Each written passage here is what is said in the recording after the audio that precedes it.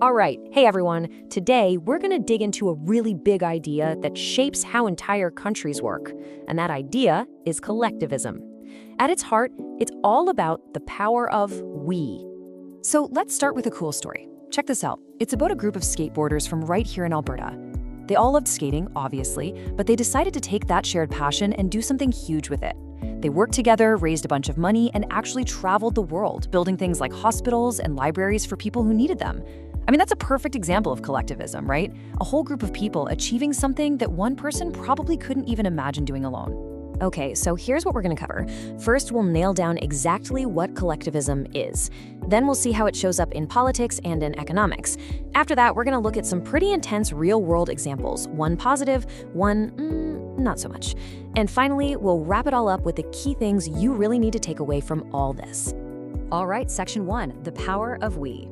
So let's dive right in. What exactly are we talking about when we use this word collectivism? So at its absolute core, collectivism is the idea that the group comes first.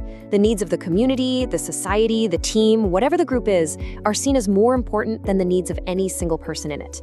It's all based on this idea called human interdependence. And that just means that, hey, we're social animals. We rely on each other. We're all connected.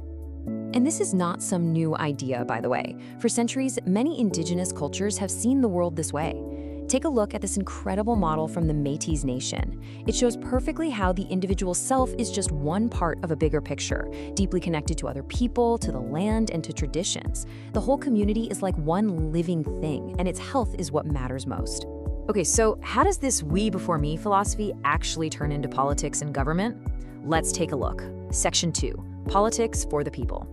All right, so you've got these two famous philosophers, Rousseau and Hobbes. They both talked about something called a social contract, which is basically the deal we all agree to when we live in a society. But they had totally different views on why we need it.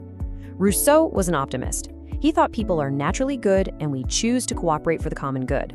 Hobbes, though, he was kind of the opposite. He figured people are naturally selfish and we need a powerful government to stop us from tearing each other apart. So two very different starting points, but both end up with a collectivist conclusion. We need to agree on rules to live together as a group. And that leads us to the idea of collective interest. It's just what it sounds like, a set of goals a whole group works toward together. Think of a labor union fighting for better wages for all its members, not just for the union boss, or the Assembly of First Nations working for the rights of all its communities. It's about a shared goal that benefits everyone in the group. And then you've got this one. Collective responsibility. This is a really big deal. It's a two-way street. It means you, as an individual, have a duty to the group. But it also means the whole group can be held responsible for what one person does. The whole team can get praised, or the whole team can get punished because of one person's actions. All right, section 3, and this is where it gets really interesting, because that one single idea, collective responsibility, can be used in two completely, radically different ways. So on the one hand, here in Canada, we have something called restorative justice. In practices like sentencing circles, the goal isn't just about punishment, it's about healing the community. The person who committed the crime has a responsibility to the entire group to fix the harm they caused. It's a really positive way of looking at it. But then, you get the absolute opposite end of that spectrum, a country like North Korea. Here, collective responsibility is not about healing. It is a weapon of control, and it's enforced through this huge, terrifying system of secret prison camps. And just listen to this quote. It's from a man who used to be a security head at one of those camps before he escaped. He says that if he had tried to escape, it wasn't just him who would be punished. His entire family, and even the families of his neighbors, would be executed. It's a horrific way to use the exact same principle to make sure that no one ever steps out of line. Okay, let's switch gears. Section 4, sharing the wealth. How does collectivism play out when it comes to money and the economy? Well, if you go back to the Industrial Revolution, you have thinkers like Karl Marx looking at a situation like the one in this cartoon. The rich factory owners were getting super powerful, while the workers doing all the labor were getting weaker and poorer.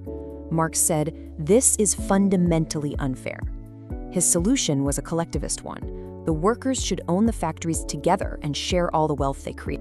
And a key idea for this to work is public property. This is stuff that's not owned by any one person. It's owned by everyone in the community or the state, and it's managed for everybody's benefit. So think our stuff instead of my stuff. And we have tons of this in Canada. Jasper National Park is a perfect example. It doesn't belong to one person, it belongs to all Canadians. Same with our public schools, our hospitals, roads, even huge chunks of land called Crown land. We all chip in with taxes to pay for them, and they exist for the good of all of us. Okay, we have covered a ton of ground. So let's move to our last section and boil it all down to the most important points you need to walk away with. So here are the 4 big takeaways.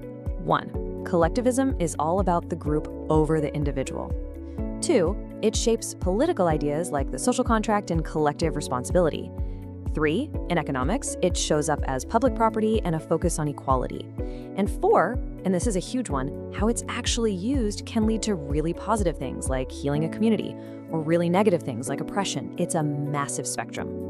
All right, time for a quick check to see if you were listening. First question. Thinking about Rousseau and Hobbes, why is that social contract idea so crucial for any kind of collectivist society? And second question, we looked at 2 very, very different examples of collective responsibility in action. Can you name the positive one and the negative one that we talked about? And that leaves us with this final big question to chew on. In our own lives, in our society, how do we find the right balance between me and we, between the needs of the individual and the good of the whole group? There's no easy answer, and it's something people have been debating for centuries.